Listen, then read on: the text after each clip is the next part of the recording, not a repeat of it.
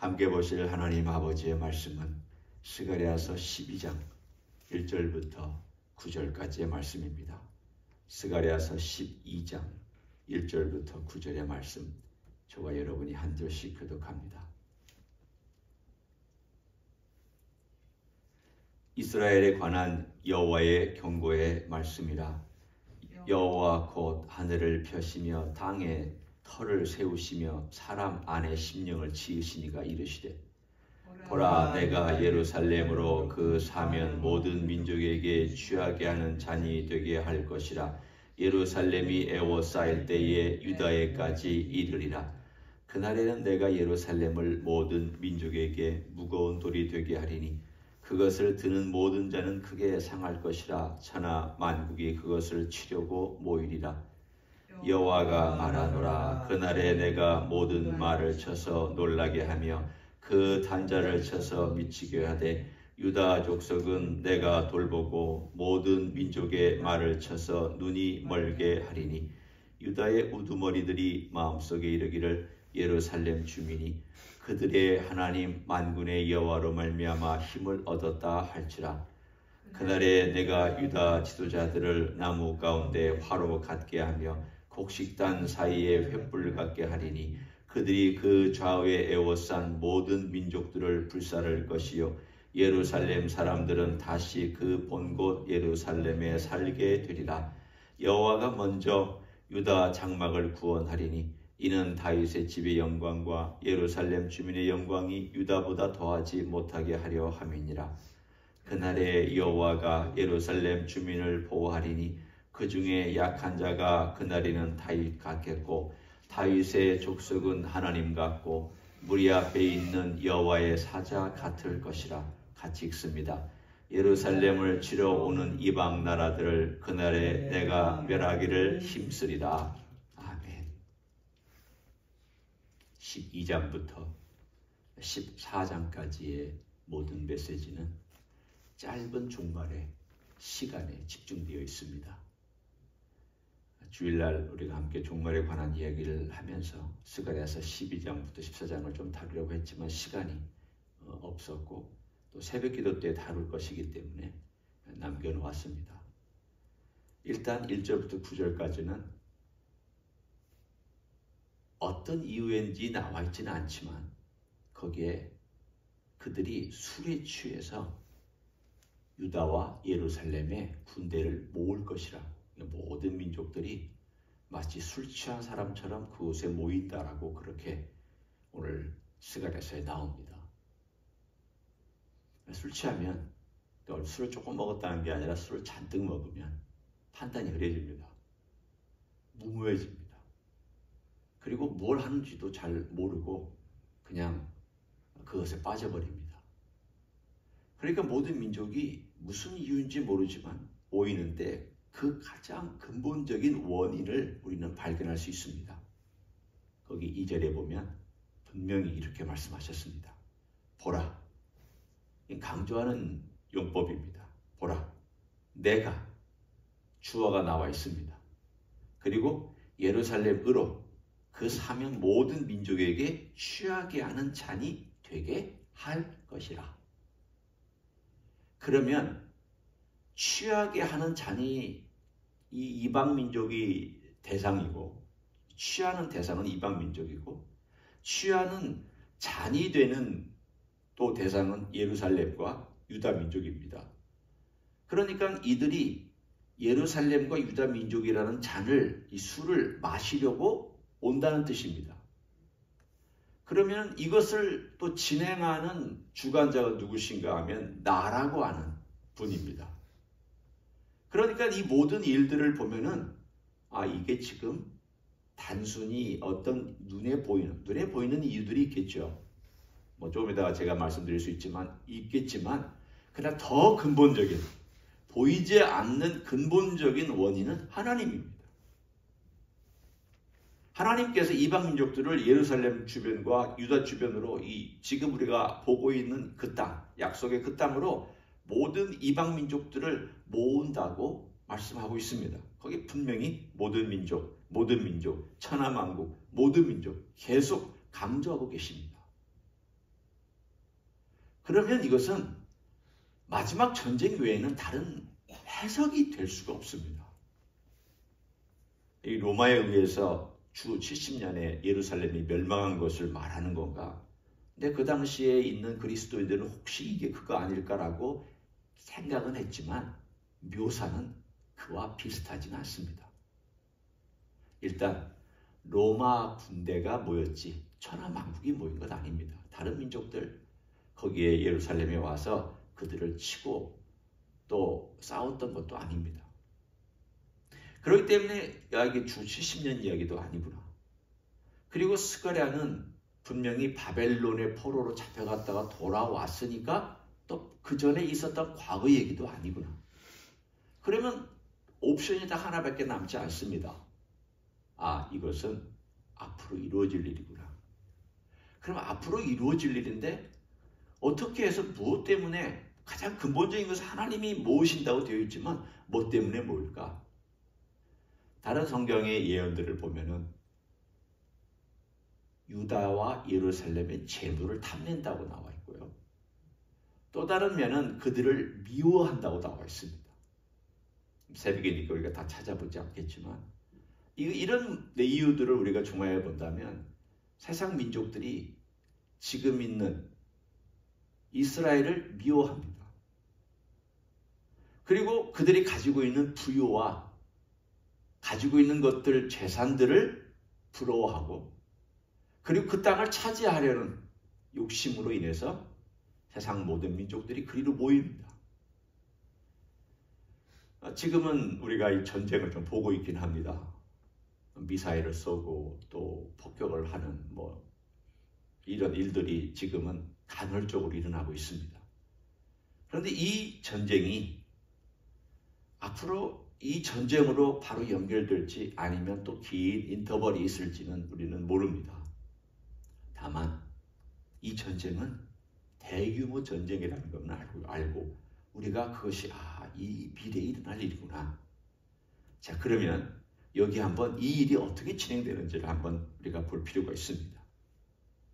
왜냐? 우리가 그 땅에 살기 때문이 아닙니다. 우리는 예루살렘에 살지도 않고 유다 땅에 살 것도 아닙니다. 또 가지도 않을 것입니다. 우리가 지금 이것을 관심 있게 보는 것은 나라고 하는 이분, 나라고 하는 이분이 이 일을 진행하기 때문에 우리는 관심 있게 보고 내가 사랑하는 이분이 이런 일을 행하시는구나. 내가 사랑하면 관심 있게 봅니다. 그 내 대상, 사랑하는 대상이 무슨 말을 하는지, 뭘 하시는지, 그리고 앞으로 어떤 일을 할지, 그분의 표정, 그분의 동작, 그분의 모든 것들에 대하여 관심을 갖고 봅니다. 그게 사랑하는 사람에 대한 우리의 가지고 있는 태도입니다. 일반적으로도 그렇습니다. 마찬가지입니다. 이게 우리가 사랑하는 주님이 하실 일이구나. 주님이 이런 일을 또 하시는구나. 그럼 주님이 어떤 일을 하시냐? 오늘 12장 1절부터 9절까지만 하더라도 나라고 하는 말이 자꾸 나옵니다. 내가 이렇게 할 것이다. 그리고 나서 오늘 거기에 나와 있는 그들이 치려고 모이는데 오히려 반대로 하나님께서 치시는 메시지가 나옵니다. 4절입니다. 여호와가 말하노라. 그날에 내가 모든 말을 쳐서 놀라게 하며 그 탄자를 쳐서 미치게 하되 유다 족속은 내가 돌보고 모든 민족의 말을 쳐서 눈이 멀게 하리니.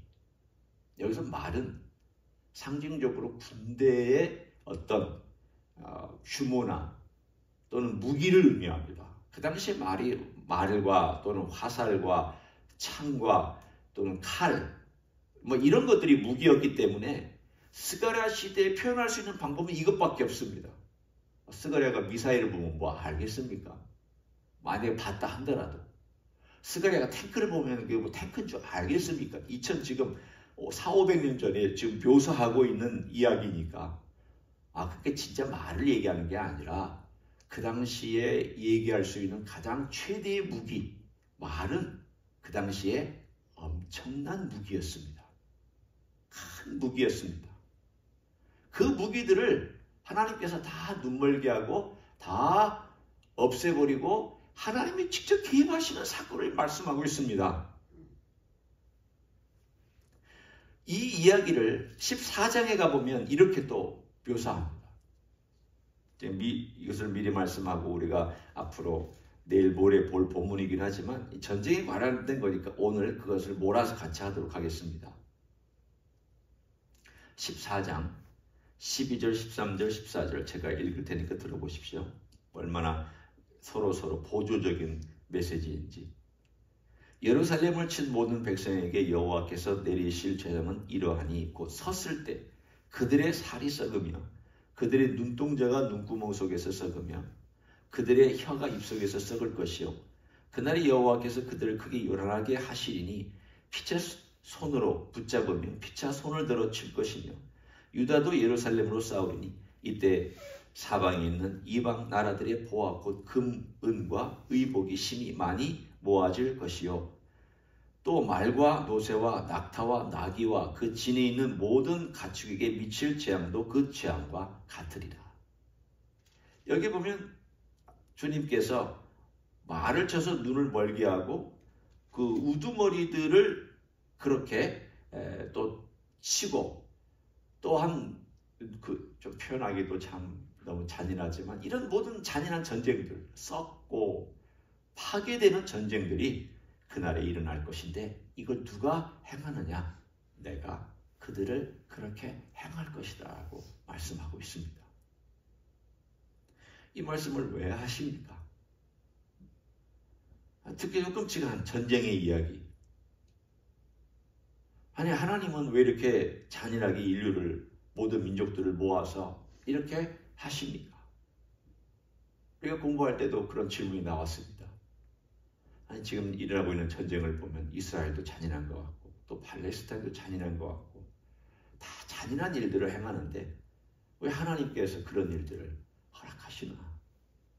그리고 왜 이런 어렵고 힘든 일들이 나타나게 하시나? 인간적인 측면으로 보면은 안타깝습니다. 그리고 우리의 생명, 인간의 생명이라든가 우리가 내가 만약 그 현장에 있다 한다면 만일 내가 유대인이라면 혹은 내가 만일 팔레스타인인이라면 그 입장이 되어보면 정말 각박합니다. 눈물 날 일입니다. 그리고 피해받은 입장으로서는 막 안에서 악이 받칠 수도 있는 일입니다. 분명히 인간적인 측면이나 인간의 생명의 측면에서 보면 그런 면이 분명히 있습니다. 하지만 성경은 동시에 또 다른 측면을 얘기합니다. 그것은 하나님께서 주권자라는 것을 계속 말씀합니다. 주권자에게 어떤 일이 있느냐? 돌보는 일도 있지만 심판하는 일도 있습니다. 이제까지 미뤄왔던 모든 심판이 이때 다 쏟아집니다. 그러니까 한편으로는 불행한 세대이기도 합니다. 이제까지 그런 심판을 받지 않고 모든 민족과 나라들이 나름 살고 자기들의 삶을 영위하고 여기까지 왔습니다. 그런데 미래의 어느 시점인가 가면 그 짧은 시간에 인류가 하나님께 심판받는 때가 옵니다. 그 심판의 때에 그 중심에 누가 있느냐 하면 예루살렘이 있고 이스라엘이 있습니다. 그리고 하나님은 그 유다 민족들, 이스라엘 민족들을 통해서 일을 또 행하십니다. 오늘 우리는 그 일의 한 부분을 보고 있습니다. 이게 하나님이 하시는 일이니까 우리가 다 이해는 못하지만 그런 마지막 때 하나님께서 이스라엘 민족을 다시 일으키셔서 그들을 통하여서 세상 민족을 심판하는 일에 도구로 또 쓰시기도 하는구나. 오늘 여기 보면은 하나님께서 직접 개입도 하시지만 그들도 싸운다고 그랬습니다. 그러니까 처음에는 싸우다가 지겠죠. 그들이 패배할 것 같죠. 그런데 갑자기 메시아가 개입을 하셔서 그 개입하는 가운데 그들이 다시 힘을 얻어서 오늘 5절에 보면 그런 말씀이 나옵니다. 그들의 하나님 만군의 여호와로 말미암아 힘을 얻었다. 그러니까 전적으로 싸워주시기만 하는 것이 아니라 싸워주시면서 그들에게 힘을 주셔서 그들도 다시 싸울 수 있도록 하는 그러한 일들이 벌어집니다. 왜 하나님께서 그렇게 하실까? 다 모릅니다. 다만 하나님께서 메시아가 그 땅에 오셔서 그들을 도울 때에 우리 메시아구나. 여러분, 싸울 때 내 편 들어주는 사람이 내 편입니다. 내가 죽어갈 때 나를 붙잡아주고 끌어내주는 사람이 내 편입니다. 내가 지금 어려운 가운데 처해서 거의 생명이 왔다 갔다 할 때에 가만히 보고만 있는 사람은 내 편 아닙니다. 내려와서 직접 내 손을 잡고 그 수렁에서부터 끌어올려주든지 죽음에서부터 구원해 주든지 해야 내 편입니다. 뭐 내가 그분 편이든 그분이 내 편이든 이게 상관없이 그래야 이게 내 편입니다. 메시아가 어떻게 해서 그 사건 가운데 개입하시느냐? 이스라엘 민족 보고 보라는 것입니다. 네가 나를 그렇게 배반하지 않았느냐? 배역하지 않았느냐? 나를 영접하지 아니했지 않았느냐? 과거에 네가 나에 대해서 그렇게 무시하지 않았느냐? 너희들 십자가에 못 박았지 않았느냐? 그런데 너희 마지막 때, 너희 민족의 운명이 갈릴 때 내가 내려와서 너희를 돕고 내가 너와 함께하고 그때서야 그들이 바라보고 오늘 여기 나와 있는 것처럼 만군의 하나님 여호와로 말미암아 우리가 힘을 얻었다. 주님이 우리를 도와주시는구나. 주님이 우리의 진짜 메시아구나. 우리가 그동안 얼마나 잘못했나. 라는 것을 그 막다른 골목에 있었을 때 그 현장에서, 전쟁의 현장에서 그들이 깨닫게 되는 그 일을 위해서 이 전쟁이 또 사용되고 이스라엘의 구원을 위해서 사용되고 민족의 심판과 그 모든 가운데 하나님의 살아계심과 주권자 되심을 보여주는 모든 사건으로 이 전쟁이 사용될 것입니다. 그때에 이 말씀은 우리들에게 위로가 됩니다. 약한 자가 그날에는 다윗과 같을 것이다. 물론 이것은 그 시대에, 앞으로 올 시대에 그 사람들에게 주신 메시지이긴 하지만 동시에 오늘을 살아가는 우리에게 주시는 메시지이기도 합니다. 주님은 우리를 편입니다. 내가 잘못한다고 나 편들어준다 그런 뜻 아닙니다. 여기서 가장 소중한 것은 주님이 우리를 위하시면 누가 우리를 해할 수 있을까? 주님이 내 편에 계셔서 나를 보여주시면 세상에 누가 나를 침범해 들어올까? 오늘 여기 있는 것처럼 내가 약하지만 나를 다윗 같게 만들어 주시는 분이 주님이시구나. 이때는 사랑하는 동안 우리는 정말 별 볼 일 없습니다. 약합니다. 무너집니다. 병 때문에 약해지기도 합니다. 환경 때문에 시험받습니다.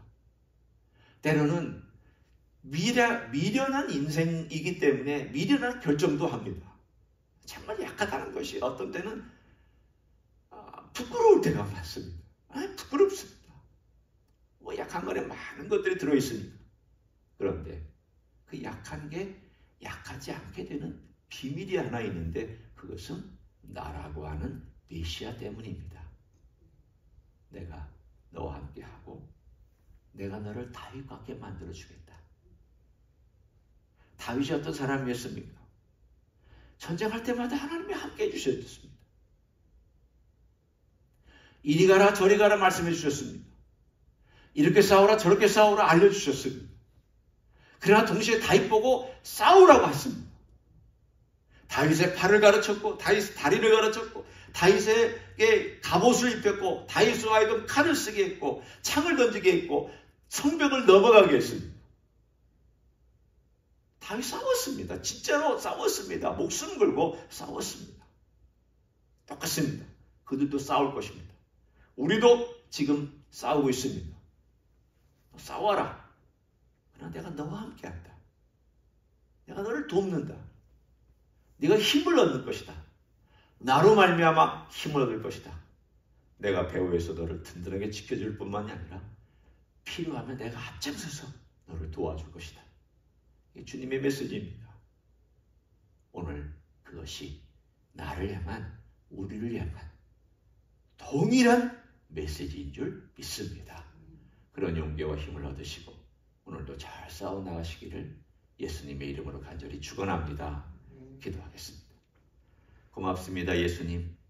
예수님은 이스라엘의 메시아이실 뿐만이 아니라 모든 민족의 메시아이시고 우리의 메시아이시기도 합니다. 주님은 용사이실 뿐만이 아니라 보호자이시며 주님은 또한 힘을 불어넣어 주시는 분임을 믿고 감사를 드립니다. 마지막 전쟁에도 이스라엘 구원하기 위하여 개입하실 것입니다. 수많은 이스라엘 백성이 그 짧은 시간에 돌아오는 기적 같은 일들이 벌어질 것입니다. 주님은 약속대로 그 일을 행하시고 약속대로 그것을 지키시는 주님이십니다. 감사합니다. 우리를 향한 약속도 지켜주시고 이스라엘 향한 약속도 지켜주시고 이 모든 약속을 신실하게 지켜주시며 사랑으로 이끌어 가시는 주님을 찬양합니다. 우리 모두에게 주님은 이렇게 내가 네 곁에 있으니 내가 너를 다윗같이 만들 것이다 라고, 너 약하지만 나 때문에 강함을 얻을 것이라고, 그래서 바울이 고백한 것처럼 우리가 약할 때 강함이라고 고백하는 우리의 신앙 고백이 있을 줄 믿습니다. 오늘도 약할 때 강함을 경험하는 귀한 하루가 되게 축복하여 주시옵소서. 이제는 우리 구주 예수 그리스도의 은혜와 하나님 아버지의 극진하신 사랑과 성령 하나님 교통하심의 역사가 오늘도 약하지만 주님 때문에 강하고, 오늘도 때로는 비틀거리지만 주님 때문에 힘을 얻고, 때로는 머뭇거리지만 주님 때문에 다시 한번 용기를 얻어서 나아가기를 소원하는 이 자리에 참여한 모든 종들 위에와 주임지 히스교회 이외와 이민교회들과 한국교회들과 선교사님들 위에 이제로부터 영원히 함께 하실지어다. 아멘.